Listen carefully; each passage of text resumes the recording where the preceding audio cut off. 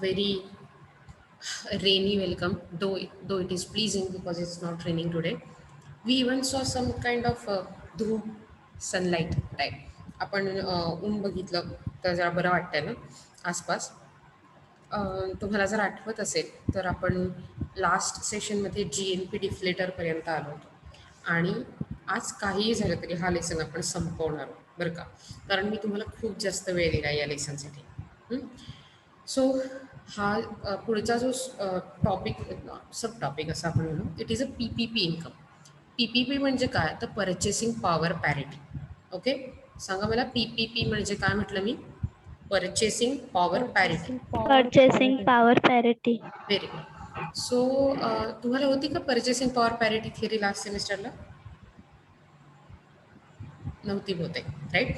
So या सेमिस्टरला असेल बहुतेक. सो No, ही जी ma'am. मेथड आहे, ही मेथड आहे relative purchasing power of a different countries. म्हणजे असं विचार करा, ही मेथड काय मेजर करते तर relative purchasing power of a different countries currency over the same type of goods and services. Imagine करा की मी एक बास्केट घेतल्या हातात आणि त्या बास्केटमध्ये मी 3 सफरचंद, एक पाण्याची बॉटल, एक स्कूल बॅग, एक मोबाईल, या 4 गोष्टी टाकल्या. काय काय टाकल्या आहेत? 3 सफरचंद, एक पाण्याची बॉटल, एक बॅग आणि एक स्मार्टफोन. आता ह्या सेम काइंड ऑफ गुड्सचं किंमत भारतात किती रुपये आहे आणि तितकीच US मध्ये किती डॉलर्स आहे, तितकीच जपानमध्ये किती येन्स आहे, तितकीच म्हणजे स्वित्झर्लंडमध्ये किती आहे, तितकीच असा विचार करा युरोझोनमध्ये किती आहे आणि तितकीच इंग्लंडमध्ये किती आहे, ग्रीसमध्ये किती आहे. असं वेगवेगळ्या देशात त्याची किंमत काय आहे हे जेव्हा आपण काय म्हणू त्याला, हे जेव्हा आपण स्पेसिफिकली इमॅजिन करत असतो आणि त्याचं उत्तर निघतं की भारतात या सगळ्या बास्केटची किंमत 20,000 रुपये आहे, तीच किंमत US मध्ये कुठेतरी $1,250 आहे. जॅपनीज येनमध्ये ती किंमत कुठेतरी 3,000 येन इतकी आहे. सो याचा अर्थ माझे 20,000 equal to $1,250 equal to 3,000 N.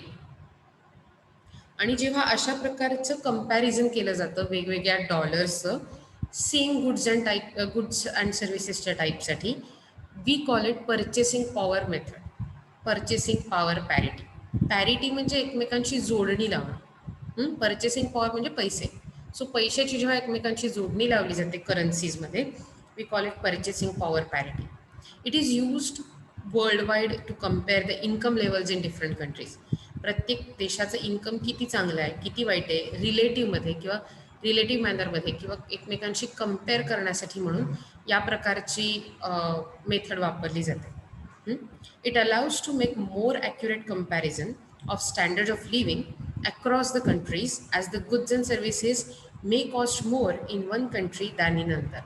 So असा विचार करा की या प्रकारच्या मेथडमध्ये कंपॅरिझन जास्त ॲक्युरेट होतं, कारण त्याच्यावरनं आपल्याला समजू शकतं की आपल्याकडे स्मार्टफोन थोडा महाग मिळतो आहे ॲज कम्पेअर्ड टू जपान, पण जपानमध्ये कदाचित सफरचंद महाग मिळत आहेत ॲज कम्पेअर्ड टू US. येत्या लक्षात? म्हणजे थोडक्यात तिथल्या महागाईचं, तिथल्या किमतींचं, तिथल्या इन्कम इनइक्वॅलिटीचं आपण एक अंदाज पूर्णपणे आणि ॲक्युरेट मॅनरमध्ये लावू शकतो. So purchasing power parity is the exchange rate where by a unit of any given currency should be able to buy a same quantity of goods in all countries.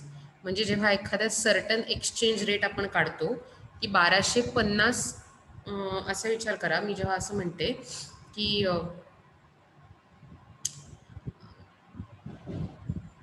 मी असं जेव्हा म्हणते की 1250 रुपये म्हणजेच याला रुपयाचं साईन द्यायला लागेल की नाही मला. सो मी जेव्हा असं म्हणते की 1250 रुपये म्हणजेच कुठेतरी $250. तर याचा अर्थ काय असतो सांगा? माझे जे 1250 रुपये आहेत तेवढेच रुपयांची किंमत ही $250 फील होते. याचाच अर्थ जर समजा मी $250नी 1250ला डिवाईड केलं, देन आय गेट की $1 म्हणजे किती रुपये. येत आहे लक्षात? करा बरं हे डिव्हिजन आणि मला सांगा की हे जर असेल तर $1 म्हणजे किती रुपये.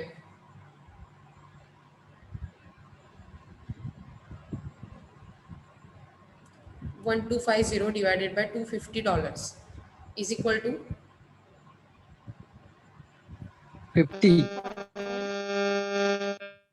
correct 50, right? Actually 5. हे कट होणार ना. then you get 25 पाचा 25 असेल. 25 5 are 125, राईट. म्हणजे $1 म्हणजे ₹5. मी एक्झाम्पल आजच देते. एक सेकंड, सॉरी, नेट जाणार आहे.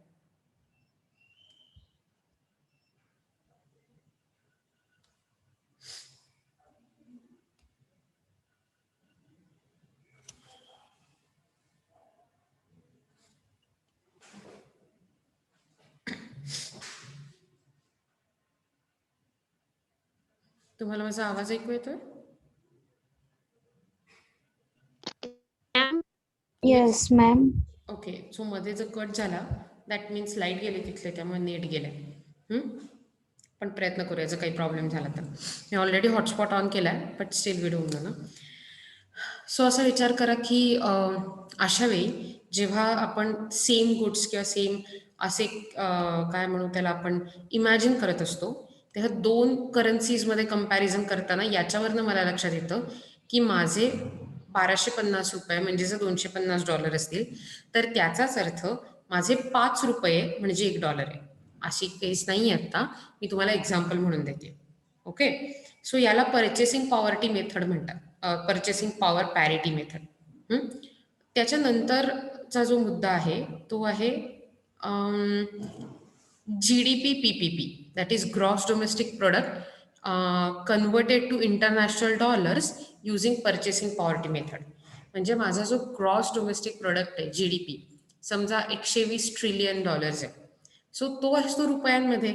तो जेव्हा मी डॉलर्समध्ये कन्वर्ट करते युझिंग दिस PPP, म्हणजे using this exchange rate, that is मगाशी आपण म्हटलं $1 म्हणजे ₹5, अशा टाईपचा जो खरा असलेला मार्केटमध्ये एक्सचेंज रेट असतो तो वापरून जेव्हा मी GDPला डॉलर्समध्ये कन्वर्ट करते that is called GDP PPP. Same thing जेव्हा मी GNP, ग्रॉस नॅशनल इन्कम किंवा ग्रॉस नॅशनल प्रोडक्टला इंटरनॅशनल डॉलर्समध्ये कन्वर्ट करते, we call it GNP PPP. येत आहे लक्षात तुमच्या?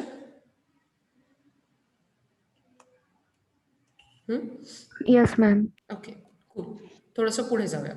In countries such as India where the prices are higher than the US, म्हणजे भारतामध्ये US पेक्षा जास्त प्राइजेस आहेत, भाववाढ, inflation, the PPP income will be lower than the income expressed in dollars. म्हणजे पर्चेसिंग पॉवर पॅरिटीमध्ये जे कन्वर्ट केलेलं income असतं, जनरली जेव्हा GDP कॅल्क्युलेट केला जातो वर्ल्ड वाईड तेव्हा तो डॉलर्समध्येच कॅल्क्युलेट केला जातो.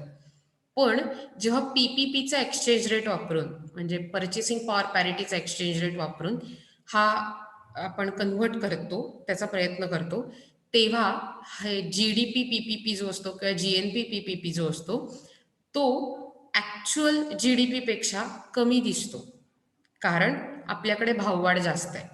सो आपल्याला हे समजून येतं कोणत्या देशात किती भाववाढ आहे. Okay. Economists generally prefer the use of PPP method when comparing incomes across countries. So तुम्हाला जेव्हा देशांचं इन्कम कम्पेअर करायचं असतं वेगवेगळ्या, तेव्हा जनरली PPP मेथड वापरली जाते.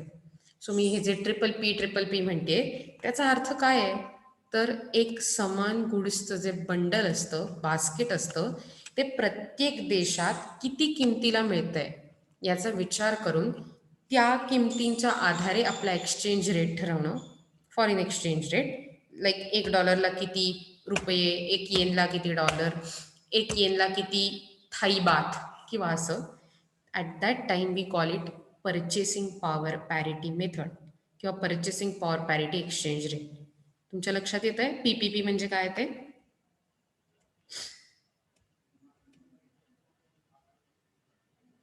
Yes, ma'am. Yes, ma'am. Okay, cool. तुम्हाला जर स्क्रीनशॉट काढून घ्यायचा असेल तर काढू शकता. ऑलरेडी मी तुम्हाला मला वाटतं पाठवलं आहे, नसेल तर हे मी पाठवणारच आहे. Okay. So this is PPP income. याच्या पुढे जाताना आपल्याला दिसतं की मेजरमेंट ऑफ मेथड्स. आता मी तुम्हाला आउटपुट मेथड ऑलरेडी सांगितली होती. आउटपुट मेथड म्हणजे काय? यालाच प्रोडक्ट मेथड किंवा इन्व्हेंटरी मेथड म्हणतात किंवा व्हॅल्यू ॲडेड मेथड असंही म्हणतात. या मेथडमध्ये आपल्या देशाचं प्रोडक्शन किती आहे, आउटपुट किती आहे ते कॅल्क्युलेट केलं जातं. Okay. Under this method national income is calculated by adding value of final goods and services produced by the different sector like agriculture, industries, trade and commerce in a country during year. देशात एका वर्षाला कोणती final goods and services produce झाली आणि त्यांची मनी value काय आहे ही calculate करून जेव्हा ॲड केली जाते तेव्हा आपल्याला आउटपुट मिळतं, टोटल आउटपुट. आणि म्हणून सिम्बॉलिकली प्लीज ट्राय की तुम्ही याचा ह्या फॉर्म्युला नीट वाचाल. ओके, प्लीज वाचा हा. तुम्ही जर हा फॉर्म्युला वाचला असेल तर तुमच्या लक्षात आलं पाहिजे काय काय आपण यात इन्क्लूड करतो. आउटपुट इन्क्लूड करण्याआधी पी मायनस डी. पी म्हणजे काय आहे सांगा बरं. Domestic output. Correct. Domestic output म्हणजे of all देशातल्या देशात production प्रोड्यूस sectors. झालेली गोष्ट, राईट. त्याच्यातून आपण काय वजा केलं, मायनस डी म्हणजे Depreciation. Correct. So domestic output minus Depreciation. Correct depreciation. आता जर पुढची स्टेप बघितली तर ती S minus T. S is subsidies आणि टी म्हणजे टॅक्स, इनडायरेक्ट टॅक्सेस. सो आपण आउटपुटमधनं डेप्रिसिएशन वजा केलं पी मायनस डी. आता सबसिडीजमधनं टॅक्स वजा करतो. जर असं लक्षात आलं तर ह्या सगळ्यात एक गोष्ट कॉमन असते की तुम्ही इन्कममधनं एक्सपेंडिचर वजा करत असता. डेप्रिसिएशन आपलं एक्सपेंडिचर आहे, टॅक्सेस एक्सपेंडिचर आहे. एम म्हणजे इम्पोर्ट्स, तर इम्पोर्ट पण एक्सपेंडिचर आहे. पी म्हणजे पेमेंट्स मेड इन इंटरनेट नाही, international countries, that is payments made in abroads, right. So ते सुद्धा जर तुम्ही बघितलं तर तेही आपला खर्चच असतो एकमेक करायला, कारण आपण पेमेंट मेड करतोय. दॅट मीन्स आपण सगळ्या प्रकारच्या इन्कममधनं सगळ्या प्रकारचे एक्सपेंडिचर लेस करतो. So P minus D, S minus T, exports minus import, आणि आर म्हणजे काय, रिसिट्स फ्रॉम अब्रॉड म्हणजे इन्कम अब्रॉडमधून मिळालेलं minus payment to abroad, R minus P. राहील लक्षात तुम्हाला आउटपुटचा फॉर्म्युला. सगळ्या इन्कममधनं सगळी एक्सपेंडिचर वजा करायची. सांगा मला Y is equal to what. सांगा मला formula. P minus D. Correct. P minus D plus S minus T plus X minus X A. minus T. R minus P. Correct. R minus P. Very good, very very good. So मोठा formula आहे, तुम्ही तो लक्षात ठेवणं अपेक्षित आहे. जर note किंवा मेथड असा मोठाही प्रश्न येऊ शकतो. Explain the various methods of estimating national income. आणि मग तुम्हाला या तिन्ही मेथड एक्सप्लेन कराव्या लागतील, किंवा एम सी क्यू येणार असतील तर हा फॉर्म्युला एक्सप्लेन करायला द्यावू शकतो. त्याचे डेफिनेशन किंवा त्याचे वेगवेगळी नावं जी आहेत ती, product method, inventory method, value added method, बरोबर. Mostly the income is adopted in the calculation of national income. So हे जे इन्कम आहे ते नॅशनल इन्कममध्ये कॅल्क्युलेट केलं जातं, आणि देर आर सर्टन प्रिकॉशन्स ज्या आपल्याला घ्यायला जातात, sorry, which must be strictly avoided. कोणत्या आहेत ह्या प्रिकॉशन्स, तर डबल काउंटिंग अवॉइड करायचं आपल्याला, फक्त फायनल गुड्स अवॉइड करायचे. So raw material, intermediate goods कधी इन्क्लूड करायची नाही. सो मी पुन्हा एकदा एक्झाम्पल देईन शर्टचं. कॉटन इन्क्लूड करायचं नाही, थ्रेडची कॉस्ट इन्क्लूड करायची नाही. इन्क्लूड काय करायचं, डायरेक्ट शर्टची किंमत, कारण त्यामध्ये कॉटन आणि त्या थ्रेडची दोन्हीची किंमत इन्क्लुडेड असते. सो दॅट मीन्स आपण फक्त कन्झ्युमर गुड्स आणि जी कॅपिटल गुड्स कन्झ्युम केली आहेत डायरेक्टली अशीच गुड्स वापरू शकतो. Then goods for self consumption by producer should be excluded. म्हणजे जेव्हा फॅक्टरीमध्ये एखादं गुड बनतं, असा विचार करा फॉर दॅट मॅटर की समजा तुम्ही आंब्याच्या रसाची फॅक्टरी चालवत आहे, आणि if you are running that factory, you use 60 bottles to give gift to your relatives. त्याला आपण ड्रॉइंग असं म्हणतो आपल्या अकाउंट्समध्ये, बरोबर. तुम्हाला माहिती आहे, जेव्हा सेल्फ कन्झम्पशनसाठी ड्रॉइंग केलं जातं ते आपण नॅशनल इन्कममध्ये किंवा आउटपुटमध्ये कॅल्क्युलेट करू शकत नाही. Thirdly, while evaluating the output, changes in the price levels between years must be taken into account. So जेव्हा आउटपुट कॅल्क्युलेट करत असतो तेव्हा दरवर्षीचे प्राईजमध्ये बदल होत आहेत. जेव्हा आपण रिअल आणि नॉमिनल GDP बघितला होता तेव्हा आठवा आपण बघितलं होतं की इन्फ्लेशनचा इफेक्ट आपल्याला रिअल GDP किंवा GNP मध्ये दिसतो, वेरॅज नॉमिनलमध्ये फक्त करंट इयर्सची प्राईस दाखवली जाते. सो आउटपुट मेथडमध्ये हे लक्षात ठेवायला लागतं की आपल्याला प्राईस लेवलमध्ये कसा दरवर्षी चेंज झाला आहे हे कन्सिडर करायला लागतं. Indirect taxes included in prices are to be deducted for getting the exact value of product. म्हणजे जेव्हा GST सारखा टॅक्स आता जेव्हा MRP मध्येच इन्क्लूड करून आलेला असतो तो सुद्धा डिडक्ट करायला लागतो आपल्याला, आपल्याला जर परफेक्ट व्हॅल्यू ऑफ आउटपुट हवी असेल तर, म्हणजे तो डिडक्ट करायचा असतो. Subsidies given by the government to certain products should be added in evaluation of the product. याच्या उलट गव्हर्नमेंटकडून एखादं प्रोडक्ट बनवताना सबसिडी मिळालेली असेल तर ती मात्र आपल्याला ॲड करायला लागते. बिकॉज तुम्हाला जर आठवत असेल तर S-T subsidies to be added, taxes must be, indirect taxes must be deduced और deducted. Add the value of exports और the income earn from abroad and deduct the value of import. So एक्सपोर्टची value, income ज्याला आपण receipts from abroad म्हणतो R, त्या add केल्या पाहिजेत. वेरॅज आपल्याला इम्पोर्ट आणि कुठल्याही प्रकारे जर आपण पेमेंट करत असो अब्रॉडमध्ये तर ते लेस केलं पाहिजे. This method is widely used in the underdeveloped countries but it is less reliable because of the margin of error in this method is large. का बरं असं म्हटलं असेल की एररचं मार्जिन मोठं आहे या मेथडमध्ये?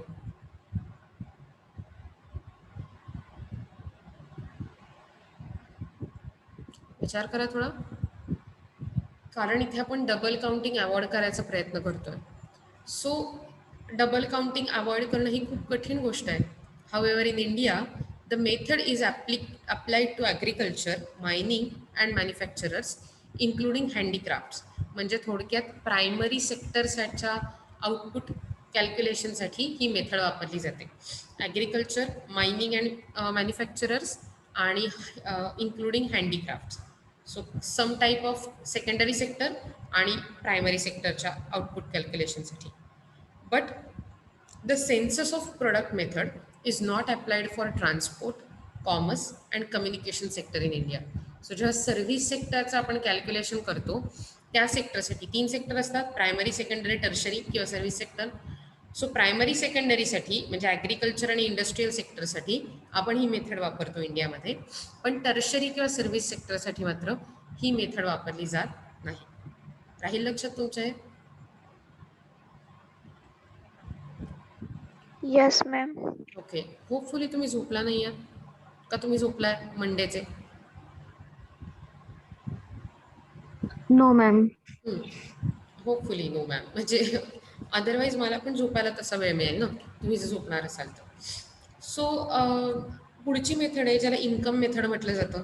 ऑब्व्हियसली मगाशी आउटपुट मेथडमध्ये जेव्हा आपण सगळ्या प्रकारचे आउटपुट कॅल्क्युलेट करत होतो, या प्रकारात आपण सगळ्या प्रकारचे फॅक्टर्स ऑफ प्रोडक्शनमधून मिळणारी इन्कम कॅल्क्युलेट करतो. कुठले कुठले फॅक्टर्स ऑफ प्रोडक्शन मला सांगा?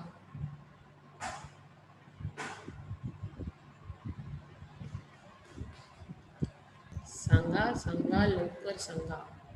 फॅक्टर्स ऑफ प्रोडक्शन कोणते कोणते असतात? Land, Land, Land bill. Land, labor, labor, entrepreneur. capital, entrepreneur. Correct. Land, labour, capital आणि एंटरप्रिन्युअर, राईट. सो ह्या 4 लोकांना रिस्पेक्टिव्हली कोणकोणत्या प्रकारचे इन्कम मिळतात?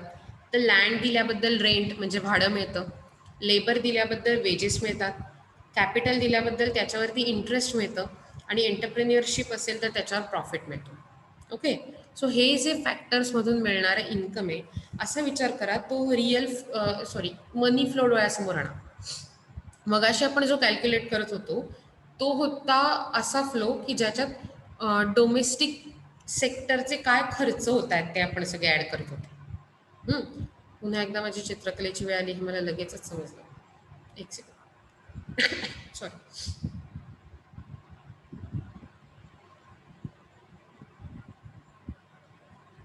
ओके. सो असा विचार करा की आपल्याकडे 2 सेक्टर होती. एक हाऊसहोल्ड सेक्टर होतं आणि एक फर्मचं सेक्टर होतं. इथपर्यंत तर आठवतंय तुम्हाला, आपण लास्ट लेसनमध्ये पाहिलेलं. आता तुम्ही जर असा विचार केलात तर हाऊस होल्डमधून फर्मना कुठच्या प्रकारे इन्कम मिळत होतं? गुड्स अँड सर्व्हिसेस बाय केल्याबद्दल.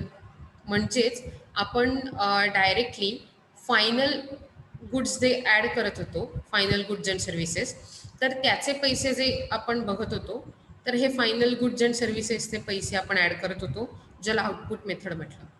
Okay, final goods and services rupees. इथपर्यंत लक्षात येत आहे? सो मगाच्या मेथडमध्ये आपण आपल्या फ्लोचा हा खालचा भाग कॅल्क्युलेट केला. आता आपण काय करतोय, हे जे फॅक्टर आपण प्रोव्हाइड केलेले होते, असा विचार करा की फर्मने, हाऊस होल्डने फर्मला फॅक्टर्स ऑफ प्रोडक्शन दिले होते, FOP असं मी म्हणते त्यांना. तुम्हाला लक्षात येते रेट का मी फक्त एकटीलाच बोलतेय? सो हाऊस होल्डने फर्मला फॅक्टर्स ऑफ प्रोडक्शन दिले होते, लँड, लेबर, कॅपिटल, एंटरप्रिन्युअरशिप, आणि त्या फॅक्टर्सचा वापर करून गुड्स अँड सर्व्हिसेस फर्मने हाऊस होल्डला दिले होते, बरोबर. त्या गोष्टींचा वापर करून हे प्रोडक्शन झालं होतं आणि गुड्स अँड सर्व्हिसेस फर्मने हाऊस होल्डला दिले होते. हा होता आपला बेसिक इनफ्लो. आता त्याच इन्कम, तो जो रिअल फ्लो होता पर्पल कलरचा, हा जो समोर दिसतोय, त्याच्या अगेन्स्ट ह्या गुड्स अँड सर्व्हिसेससाठी हाऊस होल्डवाल्यांनी गुड्स अँड सर्व्हिसेसचे पैसे दिले होते फर्मला, फायनल गुड्सचे आणि सर्व्हिसेसचे, ज्याला आपण आउटपुट मेथड असं म्हटलं, बरोबर. ही लक्षात येते का तुमच्या आत्ताच आपण जे बघितली ती? Yes, Yes, ma'am. ma'am. उत्तर. आता त्याच्या अगेन्स्ट उलटा फ्लो जेव्हा फर्म्सकडून हाऊस होल्डला, आपण हे बघितलं होतं की जितके इन्कम तितकं expenditure, that means income equal to expenditure, हा फॅक्टर. म्हणजे जितका फ्लो हाऊस होल्डकडून फर्म्सकडे जातोय तितकाच फ्लो फर्म्सकडून हाऊस होल्डकडे जाणार आहे. याचाच अर्थ इवन दो मी माझे फायनल गुड्स काय कॅल्क्युलेट केले किंवा मी फॅक्टर ऑफ प्रोडक्शन मधून मिळणारं इन्कम काय कॅल्क्युलेट केलं, माझं इन्कम जरी कॅल्क्युलेट केलं हाऊस होल्डचं, तरी तितकाच माझं एक्सपेंडिचर असणार आहे, because income equal to expenditure. म्हणजेच इथे मी रेंट, वेजेस, इंटरेस्ट आणि प्रॉफिट या फॉर्ममध्ये जे पैसे मिळतात फर्मकडून हाऊस होल्डला, तेवढे कॅल्क्युलेट केले तरी माझं इन्कम कॅल्क्युलेट होईल हाऊस होल्डचं, आणि दॅट मीन्स माझं हाऊस होल्ड किती खर्च करू शकतं हे कॅल्क्युलेट होईल. सो सिम्पली आपण आउटपुट मेथड हा प्रकारचा फ्लो कॅल्क्युलेट करतो, final goods and services, whereas income मेथडमध्ये आपण रेंट, वेज, इंटरेस्ट, प्रॉफिट हे जे फॅक्टर ऑफ प्रोडक्शनचं इन्कम आहे ते कॅल्क्युलेट करतो. ओके, तुमच्या थोडंसं लक्षात येत आहे का मी काय म्हणते ते? Yes, ma'am.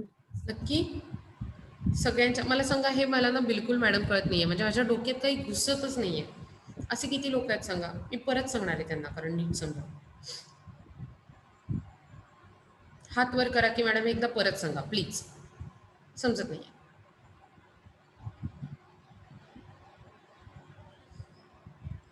वाव, मी इतकी चांगलं शिकवते. ओ खूप, थँक गॉड. येस, मग मी तुम्हाला विचारते तेव्हा तुम्हाला हो का नाही म्हणतायत? बरं ठीक आहे, म्हणजे सांगा असं, मी परत सांगते. आपण आता बघतोय की आपण जेव्हा नॅशनल इन्कम कॅल्क्युलेट करायच्या मेथड काय आहे. ओके, नॅशनल इन्कम कॅल्क्युलेट करताना पहिली गोष्ट अशी असते की हा फॅक्टर लक्षात घ्यायला लागतो.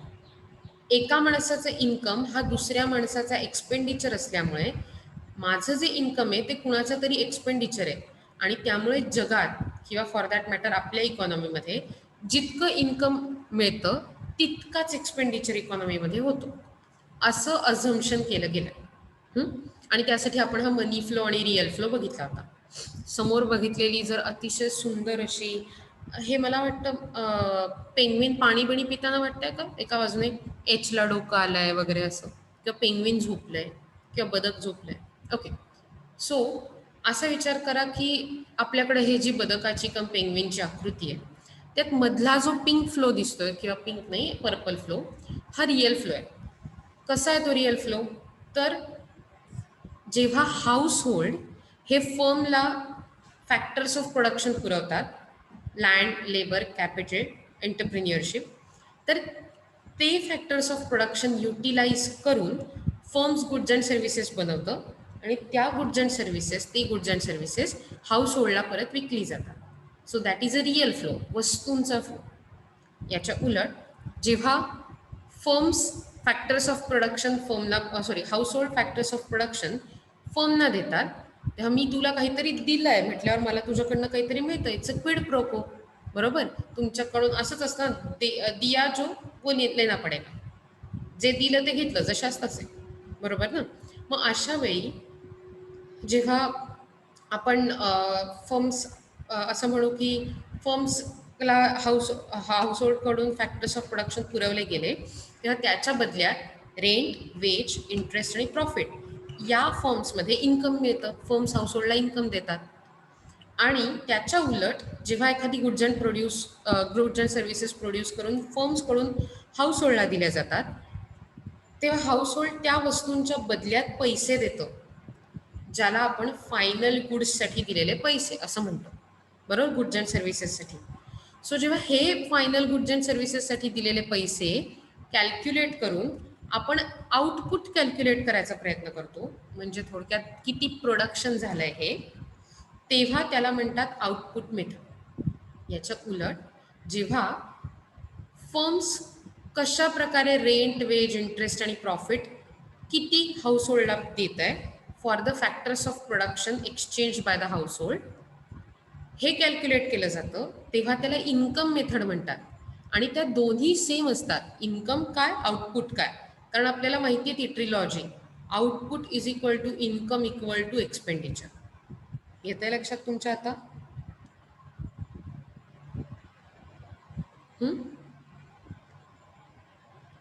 Yes ma'am. नक्की. ज्यांनी ज्यांनी मग असे हात वर केले होते त्यांना लक्षात आलंय असं म्हणू आपण. गुड.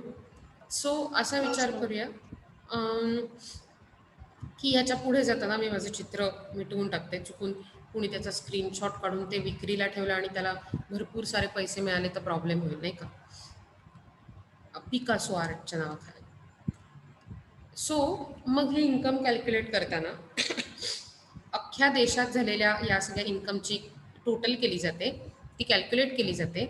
आणि त्यात ट्रान्सफर पेमेंट्स, गिफ्ट, सबसिडीज हे सुद्धा म्हणजे डिडक्ट केलं जातं या टोटल फॅक्टर इन्कममधनं. म्हणजे national income is equal to the factor incomes minus transfer payment. So याचा फॉर्म्युला काय होतो की नॅशनल इन्कम कॅल्क्युलेट करा आणि त्यातून ट्रान्सफर इन्कम्स वजा करा. या मेथडला, इन्कम मेथडला फॅक्टर कॉस्ट मेथड असंही म्हटलं जातं.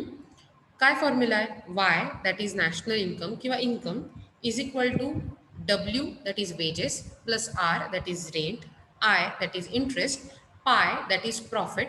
So W plus R plus I plus pi plus X minus M म्हणजे export minus import plus receipt minus payment. आता तुम्हाला माहिती आहे रिसीट आणि पेमेंट काय. Receipt from abroads, payment to made to abroad. बरोबर. पुन्हा याच्यासाठी पण काही प्रिकॉशन्स आहेत की सगळीच्या सगळी ट्रान्सफर पेमेंट्स, गिफ्ट, पेन्शन्स हे डिडक्ट करायला पाहिजेत. गॅम्बलिंग म्हणजे जर समजा बेट घेतली असेल तर अशा प्रकारे बेट वगैरे घेऊन पैसे वगैरे मिळालेले पैसे यासुद्धा ट्रान्सफर ॲक्टिव्हिटीज आहेत आणि त्याही वजा करायला लागतात. कुठल्याही प्रकारच्या अनपेड सर्व्हिसेस म्हणजे घरातली जी स्त्री अत्यंत कष्ट करत असते तिला, हाऊसवाईफची सर्व्हिस, आईची सर्व्हिस, या सगळ्या गोष्टी एक्सक्लूड केल्या जातात यातून. ज्याच्या सर्व्हिसेससाठी पेमेंट केलं जातं त्याच सर्व्हिसेस इन्क्लूड केल्या जातात. फायनान्शियल ट्रान्झॅक्शन्स आणि सेल ऑफ ओल्ड प्रॉपर्टी म्हणजे जुनी लँड, जुनी प्रॉपर्टी विकणं, फायनान्शियल ट्रान्झॅक्शन करणं ही सुद्धा एक्सक्लूड केली जातात यातून. They do not add to anything to the real income म्हणजे रिअल इन्कममध्ये कुठल्याही प्रकारे ॲड होत नाहीत ते. तुम्हाला जर आठवत असेल तर सेव्हिंग आणि इन्व्हेस्टमेंटचा फ्लो लक्षात घ्या. नवीन ॲडिशन होत नाही आपल्या इन्कममध्ये, ते जस्ट लिकेज असतं आणि इंजेक्शन. बरोबर ना. Thus all capital gains and losses which are related to wealth but not real income should be excluded. Direct tax revenue to the government should be subtracted from the total income as it is only the transfer income.